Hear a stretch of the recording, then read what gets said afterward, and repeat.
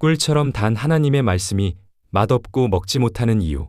성경은 하나님의 말씀이 꿀보다 달고 금보다 귀하다고 말한다. 그러나 많은 사람들은 그 말씀을 달게 여기지 못한다. 말씀을 읽어도 집중하지 않고 들어도 감동이 없으며 오히려 세상의 것들에 더 큰 흥미를 느낀다. 왜 그럴까?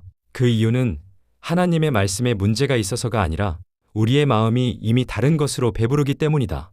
당신 앞에 아무리 맛있는 음식이 있어도 배가 부른 상태라면 먹고 싶지 않다. 억지로 먹는다 해도 그 맛을 제대로 느끼지 못한다. 영적인 세계도 마찬가지다. 사탄과 세상이 제공하는 욕심, 쾌락, 자기의, 세상적 가치관으로 마음이 가득 차 있으면 하나님의 말씀이 아무리 달아도 그 맛을 느끼지 못한다. 배부른 혼은 벌집이라도 싫어하나?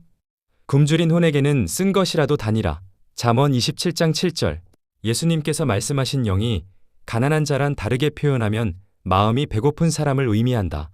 왜냐하면 성경은 마음을 배라고도 표현하기 때문이다.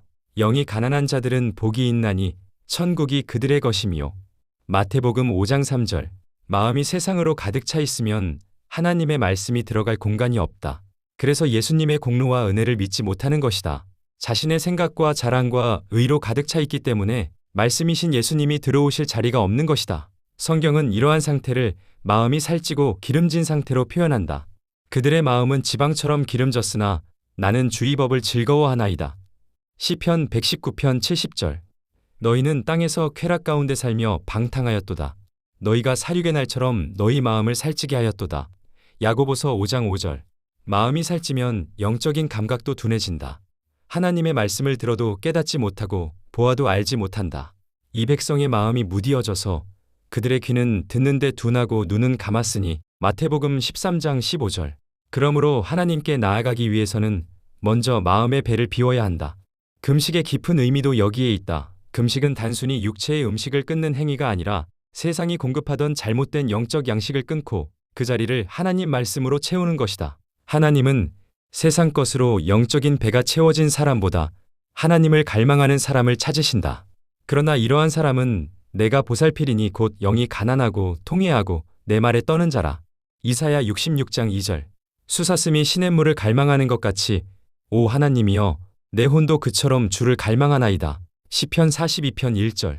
하나님의 말씀은 원래 꿀보다 달다. 하지만 성경은 배부른 사람에는 꿀처럼 단 벌집도 싫어하지만 굶주린 사람은 쓴 것도 달다고 말한다. 곧 영적인 배가 부르면 꿀처럼 단 말씀도 싫어하지만 영적인 배가 비워져 있으면 사람은 어떤 것이든 잘 먹는다는 소리이다. 또 하나님 말씀은 꿀처럼 달기도 하지만 쓰기도 하다고 말하는데 영적인 배가 고픈 사람은 쓰기도 한 말씀을 달게 먹을 수 있다는 이중적인 의미가 담겨 있다. 배부른 혼은 벌집이라도 싫어하나? 굶주린 혼에게는 쓴 것이라도 다니라. 잠언 27장 7절. 그리하여 내가 천사의 손에서 그 작은 책을 가져다가 먹으니 내 입에는 꿀처럼 달아 먹고 나니 내 배에는 쓰더라. 요한계시록 10장 10절. 그것들은 금보다 정녕 많은 정금보다 더 발할만하며 꿀과 벌집보다 더 달도다. 시편 19편 10절. 주의 말씀들이 내 입맛에 어찌 그리 단지요. 정녕 내 입에 꿀보다 더 다니이다. 시편 119편 103절. 말씀이 달지 않게 느껴진다면 말씀에 문제가 있는 것이 아니라 내 마음이 이미 다른 것으로 배부른 것은 아닌지 살펴보아야 한다.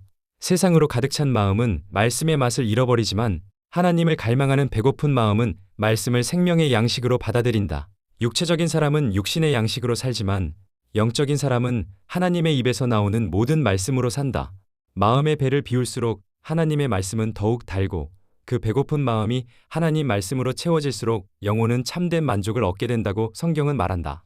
의에 굶주리고 목마른 자들은 복이 있나니 그들이 배부를 것이미요. 마태복음 5장 6절.